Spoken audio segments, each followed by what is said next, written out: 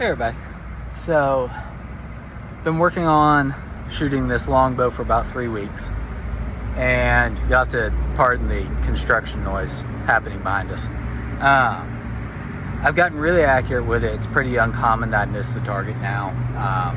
It's fairly common that I'm hitting somewhere in the ballpark of where I'm aiming. That last 5 or 6 inches is still kind of a little loose. So we're still working to improve that and get better with it.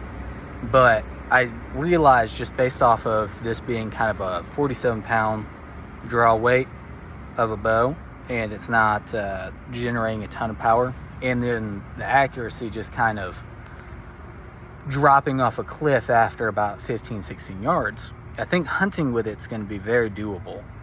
Hunting within close ranges and trying to get those deer within about 10 yards, maybe 15 yards, depending on how practice keeps going.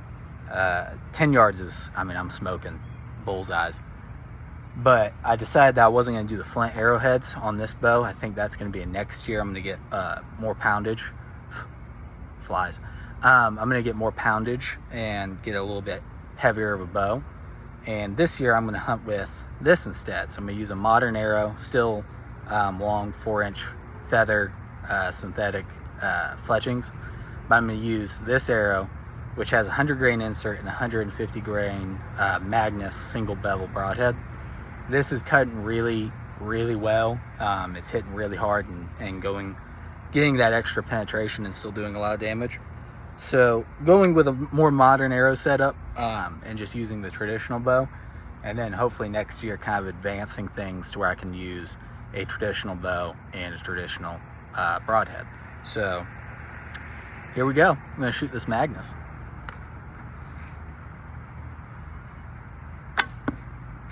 Woo! Right where I wanted to go.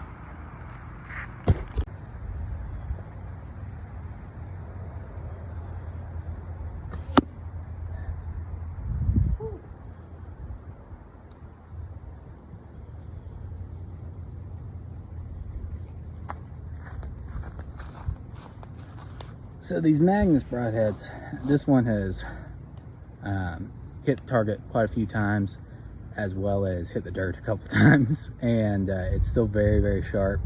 And being a single bevel, just 2 blade, it's very easy to resharpen as well. And not that I'll be using this one, I'll be using a new one, factory sharp, when I start hunting.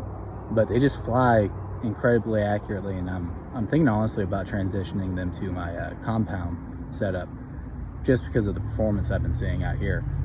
And hopefully we'll be doing a ballistic gel test with a couple different broadheads soon out of the traditional bow, and we'll be able to compare. But I think these guys, they've got a performance that's just hard to beat from what I've seen.